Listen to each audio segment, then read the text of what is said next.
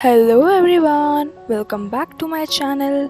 Guys, आज मैं एक बहुत ज़्यादा इमोशनल और रोमांटिक मूवी लेकर आई हूँ, इसीलिए दिल थाम कर बैठिएगा। सो गाइस, हम अपनी ज़िंदगी में हमेशा एक ऐसे इंसान की तलाश में रहते हैं जिसकी पसंद और नापसंद हमसे मिलती हो, ताकि आगे चल के ज़्यादा लड़ाइयाँ या डिफरेंसेस ना आए दोनों के बीच में।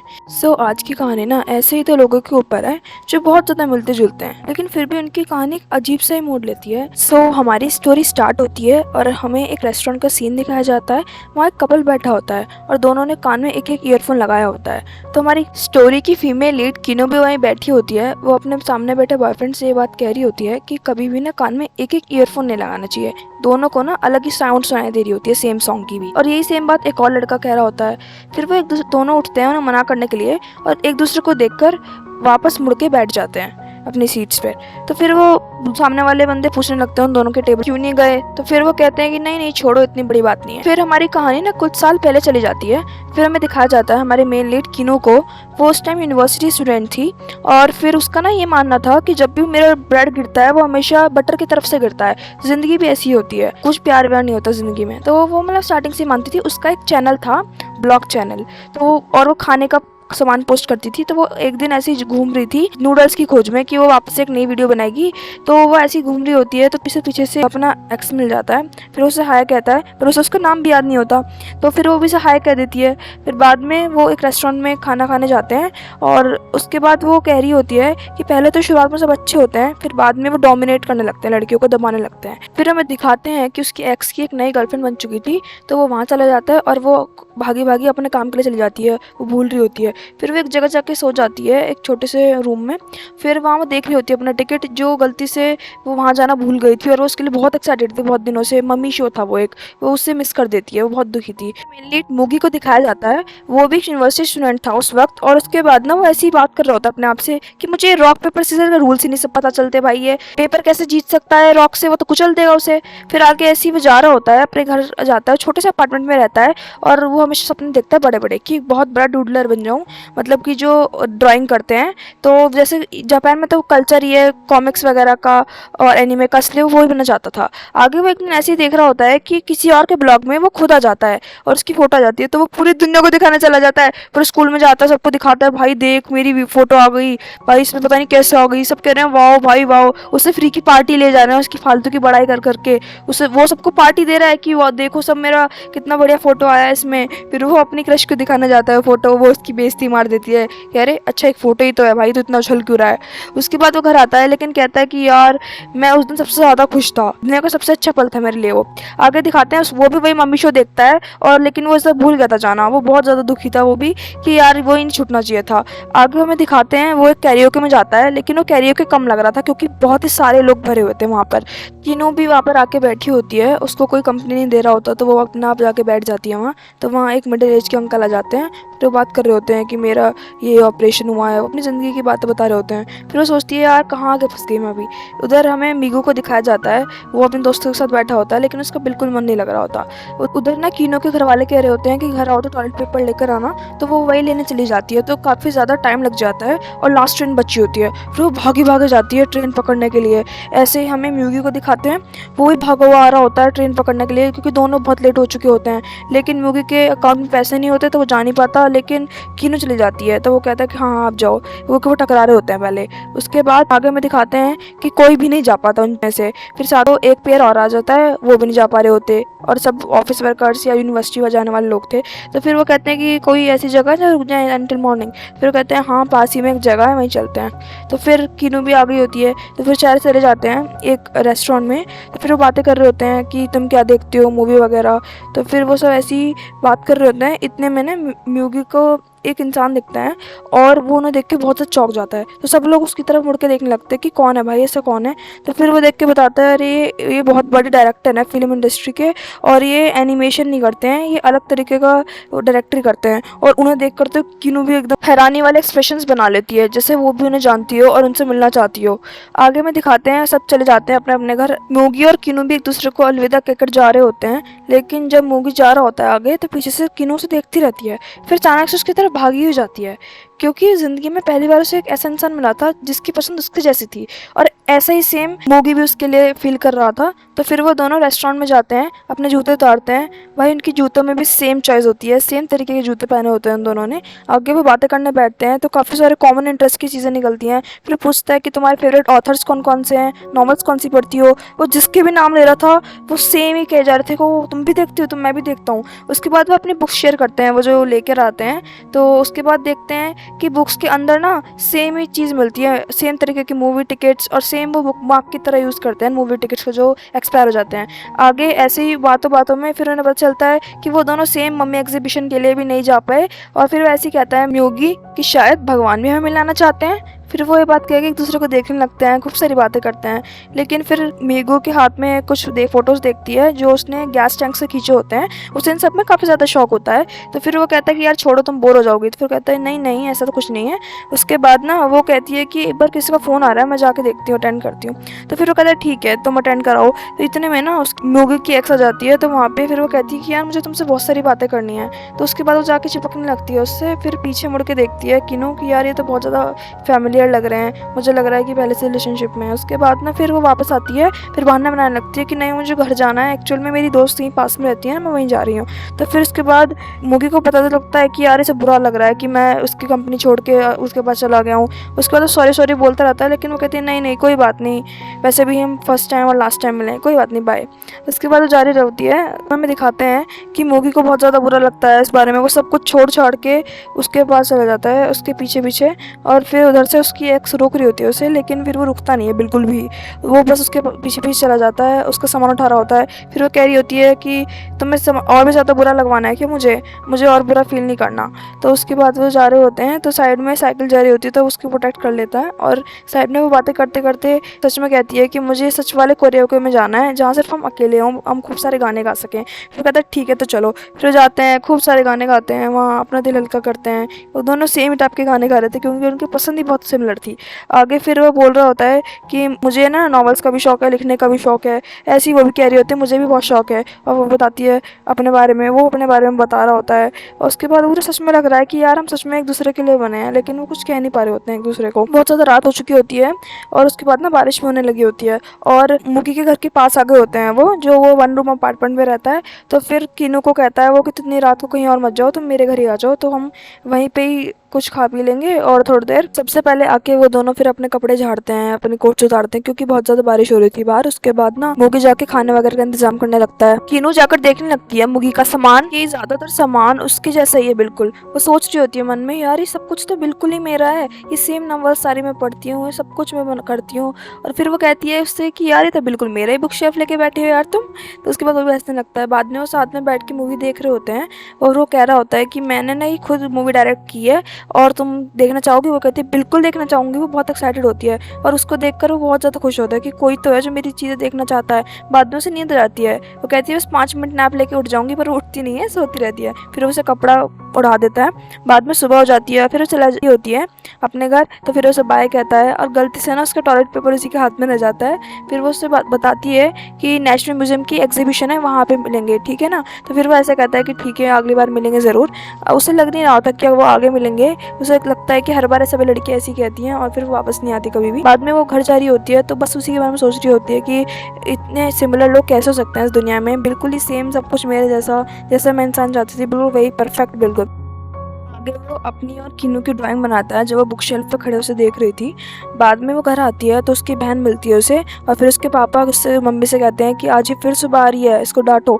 लेकिन वो किसी की सुनती नहीं है, उसकी मम्मी बस डांटती रह जाती है। वो तो भागी भागी अपने कमरे में चली जाती है बिना कुछ सुने। बस जाके फिर मुगी को याद करे जा रही थी कि इतना अच्छा इंसान है वो, और क्या मैं कभी उसे कह पाऊंगी कि मैं उसे पसंद करती हूँ। उसके बाद यही बात मुगी सोच रहा था, याद कर रहा था कि कैसे किसी ने उसकी ड्राइंग की पहली बार तारीफ करी और जब वो उसके बाल ट्राई कर रहा था तो कैसे दोनों के दिल की धड़कनें बढ़ रही थी। तो ये सब वो याद कर रहे होते हैं उस वक्त में ना। फिर हमें दिखाते हैं कि जब वो वहाँ गई थी तो वो गीले हो गए थे बारिश में, इस वजह से वो बाल ड्राई कर रहा था उसके। बाद में वो काफ़ी सारे डेट्स पे जाते हुए दिखाते हैं और वो भी ना उनकी पसंद भी सेम टाइप के कपड़े पहन के आते थे वो हर बार ऑलमोस्ट।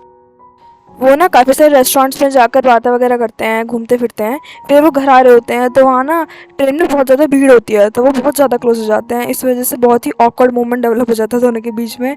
और अभी वो ये सोच रहे होते हैं कि यार ये मुझे पसंद करता भी है या फिर जस्ट फ्रेंड्स ही हैं हम, और हमारे फ्रेंडशिप में रिलेशनशिप चलता रहेगा। वो ना कई सारी डेट्स कर लेते हैं लेकिन कुछ बोल ही नहीं पा रहे एक दूसरे को। फिर बाद में मूवी सोच लेता है कि इस बार तो आखिरी बार है, बोल के ही रहूँगा और लास्ट ट्रेन जाने से पहले उसे बोल दूंगा। उसके बाद ऐसे ही किनो सोचती है कि मैं भी बोल दूंगी। और वो ही सोचते सोचते अगली बार जब मिलते हैं ना, वो वहीं गैस टैंक्स के पास जाते हैं जिनकी फोटो खींचना मुगी को बहुत ज़्यादा पसंद है। तो फिर वहाँ दूसरे की फोटो खींच रहे होते हैं, बहुत मज़े कर रहे होते हैं उस वक्त। वो काफ़ी सारी मेमोरीज बना लेते हैं यहाँ पर। आगे वो रेस्टोरेंट में आते हैं, वहाँ से घूमने के बाद में वो सोच रहे होते हैं कि हम एक दूसरे को बोल दें, लेकिन बोल ही नहीं पा रहा होता, कोई शुरुआत ही नहीं कर पा रहा होता। इधर उधर की बातें करते हैं, फिर कानों में ना एक एक ईयरफोन लगा लेते हैं दोनों। तो उसके बाद ना एक अंकल आता है साइड में, वो उनसे कहते हैं कि कभी भी ना सेम सॉन्ग नहीं सुनना चाहिए, एक एक ईयरफोन लगा के। दोनों को अलग अलग आवाज आ रही होती है सेम सॉन्ग की भी। तो वहीं से स्टार्टिंग का सीन लिया गया था हमारी स्टोरी का, जिसमें वो किसी और को मना करने वाले थे दोनों कि ऐसे नहीं लगाने चाहिए। तो ये बात उनके दिल को छू गई, लेकिन फिर भी वो कह रहे थे एंड में उस टाइम पे कि यार इन्होंने बहुत पकाया 1 घंटा और हम कुछ नहीं बोल पाए एक दूसरे को। फिर वो घर जा रहे होते हैं, रास्ते में होते हैं, ठंड का मौसम हो रहा होता है और फिर लास्ट ट्रेन बची होती है वह हमेशा की तरह। तो कीनू कहती है कि शायद मुझे चलना चाहिए, लेकिन बाद में वो जाने से पहले कहती है मुझे वो लड़के नहीं पसंद जो व्हाइट पैंट पहनते हैं, इसलिए तुम कभी व्हाइट पैंट मत पहनना। तो उसके बाद वो डायरेक्टली कह देती है कि मैं तो पसंद करती हूँ। ऐसी वो भी कह देता है कि मुझे वो नहीं पसंद लोग जो यूनोक है। वो दोनों अपनी पसंद नापसंद बताते हैं एक दूसरे को और उसी के थ्रू कन्फेस कर लेते हैं अपना लव एक दूसरे के लिए। बाद में वो दोनों इंट्रोवर्ट होते हैं, लेकिन फिर भी वो धीरे धीरे हाथ पकड़ते हैं और फिर किस कर लेते हैं। बहुत स्वीट रोमांटिक मोमेंट चल रहा होता है। बाद में फिर वो अपने घर जाते हैं और वहाँ पर एक नाइट स्पेंड करते हैं फॉर द फर्स्ट टाइम, और वो बहुत ज़्यादा खुश होते हैं, बहुत हैप्पी लग रहे होते हैं जब वो सुबह उठते हैं। बाद में हमें दिखाया जाता है वो काफ़ी दिन एक साथ रहते हैं और वो दोनों काफ़ी सारे रोमांटिक मोमेंट शेयर करते हैं, क्योंकि कीनू काफ़ी दिनों तक मूगी के घर ही रहती है। फर्स्ट टाइम किसी के साथ एक्चुअल सीरियस रिलेशनशिप में आए थे। बाद में कीनू अपने घर चली जाती है तो उसे अचानक से खबर मिलती है कि उसकी फेवरेट राइटर जिसको वो लव के लिए देखती थी, उसके लव ने उसे चीट किया, इसलिए उसने सुसाइड कर लिया। तो उसके बाद वो ये सोच के परेशान हो रही होती है कि सबका लव का एंड ऐसे ही होता है या फिर ये बिगनिंग है। तो फिर वो सोचती है कि नहीं, मैं इस बिगनिंग को एंड कभी नहीं होने दूंगी। वो काफ़ी ज़्यादा परेशान हो रहे होते हैं। वो एक्चुअल में घूमने गए होते हैं, तब भी वो अचानक से मूगी गायब हो जाता है, पता नहीं कहाँ चला जाता है। वो हर जगह उसका नाम चिल्लाती है पर वो कुछ रिस्पॉन्ड ही नहीं कर रहा होता। फिर वो उसे देखती है, भागा हुआ आता है, वो कुछ खाने के लिए लेने गया हुआ था। फिर उससे कहती है वो कि कभी भी मुझसे बिना बताए मत जाया करो, मैं परेशान हो जाती हूँ। उसके बाद वो घर आते हैं, वो अपने ओल्ड फोटोज़ को देख रहे होते हैं जो भी उन्होंने। तो फिर वो ऐसे ही टाइम बीतता रहता है, वो काफ़ी खुश होते हैं एक दूसरे कंपनी के साथ। बोगी अपने सीनियर से मिलवाता है किनू को और वो देखती है कि उनकी गर्लफ्रेंड और उसके सीनियर के हाथ पे दोनों में सेम डेट बना हुआ है। तो वो बहुत शॉक हो जाती है कि अगर इन्होंने ब्रेकअप कर लिया तो क्या करेंगे। तो हंस रही होती है इस बात को सोचते सोचते। आगे ना उनकी ग्रेजुएशन कंप्लीट हो जाती है दोनों की, तो फिर वो जॉब ढूंढने लगते हैं। तो किनू जाती है जॉब ढूंढने फर्स्ट टाइम। तो उसके बाद उसे कुछ जॉब नहीं मिल रही थी क्योंकि इंटरव्यू में रिजेक्ट हो जा रही थी वो हर जगह। वो फ़ोन पे बात करता है कि कैसे क्या इंटरव्यू मूगी। तो फिर वो पता नहीं अजीब सा बात बोलती है, इस वजह से वो समझ जाता है कि वो रो रही है, इसलिए वो तुरंत चप्पलों में भागा वहाँ जाता है और उसे हक कर लेता है। और दिख रहा था साफ साफ कि वो कितना ज़्यादा एक दूसरे के लिए कंपैटिबल थे। तीनों को अब तक जॉब नहीं मिली होती, इसलिए उसके घर वालों से डांट रहे होते हैं कि तुमने क्या किया, तुमने ग्रेजुएशन बेकार कर ली। लेकिन फिर मोगी कहता है कि तुम वहाँ मत रहो, अब से तुम मेरे साथ रहोगी वरना तुम और टेंशन में रहोगी। फिर वो मान जाते हैं, अलग सा अपार्टमेंट लेते हैं, खूब मस्ती करते हैं, साथ में रहते हैं, खाते हैं पीते हैं और फिर अपने घर को सजाते हैं सब दोनों एक साथ मिलकर। तीनों को कोई जॉब नहीं मिलती तो वो पार्ट टाइम जॉब करने लगती है और मोगी घर में बैठ के डूडलिंग करता है। इस वक्त दोनों की लाइफ बहुत अच्छी चल रही होती है और फिर ना क्रिसमस आ जाता है तो दोनों एक दूसरे को गिफ्ट देते हैं। तो जब वो गिफ्ट खोलते हैं तो दोनों में सेम ही ईयरफोन्स निकलते हैं, तो मतलब दोनों की बिल्कुल ही सेम पसंद थी। बाद में हमें दिखाया जाता है कि वो एक दूसरे को फ्लावर्स देते हैं, खूब मस्ती करते हैं, क्रिसमस डे पर घूमने जाते हैं, पूरे घर की सफाई करते हैं और फिर ना घर की सफाई करने के बाद एक छोटी सी प्यारी सी ब्लैक कलर की कैट को अडॉप्ट कर लेते हैं और उसका नाम रखते हैं। फिर वो दोनों ना देखते हैं कि एक दिन एक वेट्रेस थी जब वो रेस्टोरेंट में गए थे, अब वो बहुत बड़ी स्टार बन गई है। तो वो भी सोच रहे होते हैं कि काश हम भी बहुत अच्छे बने आगे चलकर, तो खूब मेहनत करते हैं। एक दिन ना किनू के पेरेंट्स आते हैं मोगी को मिलने कि ताकि वो देख सके कि वो किस हाल में है। तो वो दोनों एडवर्टाइजिंग एजेंट्स थे, तो वो काफ़ी ज़्यादा पढ़े लिखे लोग थे। तो मोगी तो परेशान हो रहा था कि क्या करूँगा। फिर उसकी मॉम तो ताने भी मार रही थी कि हम तो बिग कंपनी में काम करते हैं ये वो। तो वो काफ़ी ज़्यादा ऑकवर्ड हो रहा था। फिर कुछ दिनों बाद म्यूगी का फादर भी आते हैं, लेकिन वो उसे बहुत डांटते हैं क्योंकि वो ना अपनी डूडलिंग की फोटोज दिखाता है। वो कहते हैं कि तुम अभी यही सब करते रहोगे, रिस्पॉन्सिबल बनो, और उसके बाद उनके खर्चे भी काट देते हैं। अब उन्हें खर्च खुद उठाना होगा अपना। म्यूगी मेहनत तो कर रहा था लेकिन उसे फल नहीं मिल रहा था। बस उसकी जिंदगी में एक ही खुशी थी, वो थी कीनो। अब ना म्यूगी सोचता है कि अब ये सब छोड़ के मैं जॉब करूंगा, कहीं भी कैसी भी जॉब मिले मैं करूंगा, क्योंकि मैं पैसे नहीं कमा पा रहा, इसलिए मेरे को इज्जत नहीं है लोगों के बीच में। तो लेकिन कीनो तो बहुत अच्छी थी, वो तो कुछ नहीं कहती उसे, जो तुम्हारा मन हो वो करो। लेकिन बाद में फिर म्यूगी चला ही जाता है जॉब इंटरव्यू देने, और उसके बाद भी उसे कोई जॉब नहीं मिल रही होती। वो हर वक्त जॉब हंटिंग कर रहा था कि कहीं ना कहीं जॉब मिल जाए। उधर कीनो भी कोशिश कर रही थी अपनी कि पार्ट टाइम जॉब से निकल के कुछ और करे। तो दोनों काफ़ी ज़्यादा मेहनत कर रहे थे। लेकिन बाद में ना कीनो को एक जॉब मिल ही जाती है बहुत अच्छी जगह, और बहुत अच्छी जगह पे वो एक रिसेप्शनिस्ट बनी थी। और लेकिन फिर अभी भी मूगी को कोई जॉब नहीं मिलती। तो और न्यू ईयर आ जाता है, तो वो बस वो यही चाहता है कि उसे जॉब मिल जाए। और वही सेम बात कीनो भगवान से प्रार्थना करती है। और बाद में वो तो जॉब पे चली जाती है, लेकिन मूगी अभी भी तैयारी कर रहा होता है। फिर ना वो एक दिन जॉब से घर वापस आ रही होती है, तो सारे दोस्त कहते हैं कि तुम हमारे साथ चलो, पहले सब लोग जा रहे हैं तुम भी चलो। तो वो जाती है, तो अचानक से फ़ोन आता है मूगी का कि तुम्हें पता है एक चीज़ हुई है मेरे साथ। वो तो कहती है क्या? कहते हैं मुझे एक जॉब का ऑफर आया है और मैं वही जॉब करूँगा। वो बहुत खुश होती हैं। उन दोनों की लाइफ बहुत अच्छी चल रही थी, स्टेबल। वो दोनों अपने अपार्टमेंट में खुशी खुशी रहते थे उस वक्त तक, तो बहुत ज़्यादा खुश थे वो। और बाद में ना फिर ना बहुत ज़्यादा हेक्टिक हो जाता है मूगी की लाइफ। वो वहाँ सबका काम देखता था, बहुत सारा काम करना पड़ता था उसे। वो बिल्कुल भी टाइम नहीं था उसके पास अपने लिए। फिर अचानक से बहुत दिनों बाद कीनो उससे कहती है कि बहुत दिन हो गए, तुम मेरे साथ अब मूवी पे चलो या कहीं कॉन्सर्ट में चलते हैं। तो वो कहता है नहीं। वो कुछ बोलता नहीं है उससे पहले ना, वो कह देती है चलो कोई बात नहीं। तो वो कहता है कि सॉरी यार, लेकिन वो कहती है कि तुम्हारा हर बार का हो गया यार, क्या करूँ। वो बहुत ज़्यादा परेशान हो जाती है। और फिर भी वो उस टाइम पे सपोर्ट कर रही थी काफ़ी, जितना उससे हो सकता था। वो उसे ना परेशान करती थी, उसके लिए कॉफ़ी चाय बनाना काम पे। फिर काफ़ी दिन तक ये चलता रहता है, बिल्कुल भी टाइम नहीं दे पाता वो उसे। और उसकी गलती भी नहीं थी। अब उनके बीच बहुत ज़्यादा आर्गूमेंट्स होने लगी थी, और अब उनके ना चॉइसेस भी अलग हो चुकी थी। आप उनके शूज़ को देख कर पता लगा सकते हैं, बिल्कुल अलग चॉइसेस थी उनकी। अब मूवी कुछ ज़्यादा ही अपनी लाइफ में बिजी हो चुका था, और कीनो भी थी एक्चुअली बिजी, लेकिन वो अपनी लाइफ को टाइम दे रही थी। कैसे न कैसे करके वो टाइम निकाल रही थी मूगी के लिए। उसके लिए खाना बनाना, उसके लिए सब कुछ करना उसी का तो काम था। मूगी नहीं कर पा रहा था बिल्कुल भी कॉन्सेंट्रेट। फिर एक दिन अचानक से खींच के उसे ले जाती है मूवी देखने के लिए। लेकिन अब ना उनके इंटरेस्ट बिल्कुल मैच नहीं करते। जो वो मूवी देखते हैं वो बिल्कुल पसंद नहीं आती। वो अलग ही सक्सेसफुल होने के लिए बुक्स पढ़ता रहता था, जो वो पहले था ना अब वो बिल्कुल भी नहीं रहा था। और उधर अचानक से कीनो उसके हाथ में अजीब सी बुक देखते कि ये तो उसका इंटरेस्ट भी नहीं था। तो उसका बहुत दिमाग ख़राब होता है कि यार ये क्या हो गया है, इसे बिल्कुल चेंज हो गया है। उसके बाद वो ऐसे ही कह देता है अचानक से मूगी एक दिन कि हमें लगता है कि अब हमें शादी करनी चाहिए, क्योंकि अब हम इतने साल हो गए हैं डेट करते करते कि हम शादी कर ले। तो कीनो कुछ कहती नहीं है, वो चुपचाप लेटी रहती है, कुछ बोलती नहीं है। तो वो सोचता है कि क्या ऐसे सच में नहीं करनी, क्या साथ रहना नहीं है, कैसे मेरे साथ। आगे हमें मूगी को दिखाते हैं उसकी कंपनी में कुछ प्रॉब्लम चल रही होती है, और लोग उसे ताने मारते रहते हैं कि तुम्हारे लिए तो बहुत टफ होगा ना ये सब करना। वो कहता है कि मैंने इतना कुछ करा अपनी लाइफ में, जो मैं करना चाहता था वो मैं कर नहीं पाया। उनकी आर्ग्यूमेंट्स दिन ब दिन बढ़ती जा रही थी, और उन्हें पता नहीं था कि ये सब क्यों हो रहा है। बाद में फिर ना उनकी छोटी छोटी बातों पर बहुत आर्गूमेंट होने लगती है। तीनों एक दिन कहती है कि मैंने अपनी जॉब चेंज कर लिया है। एक नया इंसान आया था मुझसे मिलने, वो कह रहा था कि मेरी कंपनी में आ जाओ, मैं तुम्हें पैसे कम दूंगा, लेकिन वो जॉब इवेंट मैनेजमेंट है जो मुझे बहुत ज़्यादा पसंद है। तो मैं इंजॉय भी करूँगी अपनी लाइफ में, खुश रहूँगी और पैसे भी कमा लूँगी। लेकिन मूवी सोचता है कि यार ऐसा क्यों, उसमें पैसे कम है तो क्यों कर रही हो चेंज। वो कहती है कि कुछ चीज़ पैसे से नहीं तोल सकते, क्योंकि मैंने तुम्हें प्यार तुम्हारे पैसे की वजह से नहीं, तुम्हारे प्यार की वजह से किया, लेकिन आज तुम बिल्कुल बदल गए हो। फिर ना कीनो जाती है, उस कंपनी की ओपनिंग होती है, नई नई कंपनी होती है स्टार्टअप, तो वहाँ जाती है वो। वहाँ अचानक से ना वहाँ के जो बॉस होते हैं वो बहुत ज़्यादा ड्रिंक कर लेती है। वो उनकी गोद में पड़ी होती है, वो अजीब अजीब सी बातें करने लगती है ड्रिंक होने के बाद।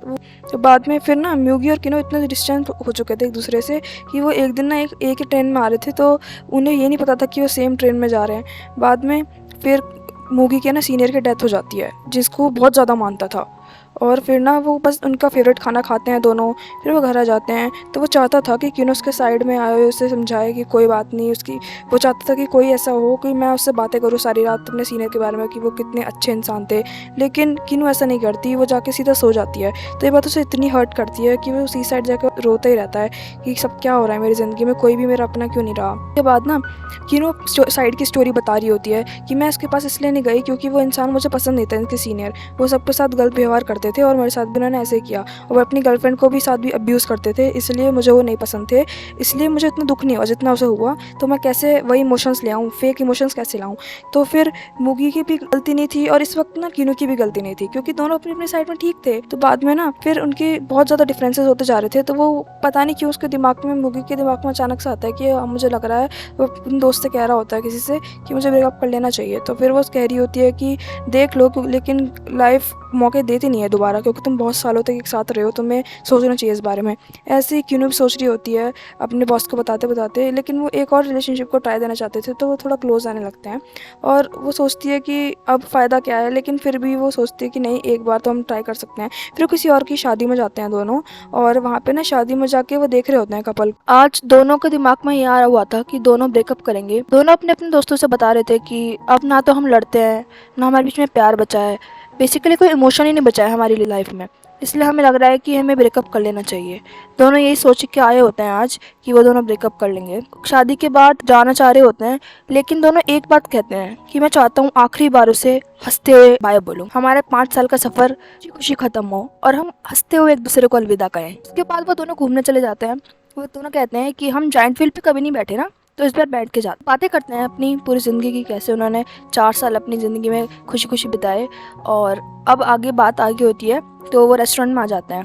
दोनों एक दूसरे के फ़ोटोज़ देख रहे होते हैं आज के और पुराने भी। सोच कर तो आए थे कि आज वो दोनों ब्रेकअप कर लेंगे, लेकिन बात शुरू करना इतना आसान नहीं था, क्योंकि दोनों का ही मन नहीं कर रहा था कि वो अपनी कहानी का एंड करें। दिल पर पत्थर रखकर और आंखों में नमी लिए मुगी बोलना शुरू करता है कि साथ में कितना अच्छा टाइम बिताया हमने। तो उसके बाद वो दोनों बातें कर रहे थे कि अब हम बहुत सालों से साथ हैं, लेकिन मैं कुछ कहना चाहता हूँ, ऐसे ही बोलना शुरू करता है मुगी।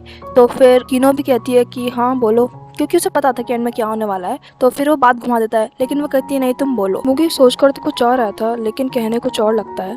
कहता है कि क्या हम शादी कर सकते हैं? तो फिर किनो कहती है कि क्यों? फिर वो कहता है कि शायद हमारी ज़िंदगी बदल जाएगी, शायद हम वापस से खुश होने लगेंगे। लेकिन किनो कहती है कि नहीं, इस ज़बरदस्ती रिश्ते को और मत खींचो, आज हमें इसे यहीं ख़त्म करना होगा।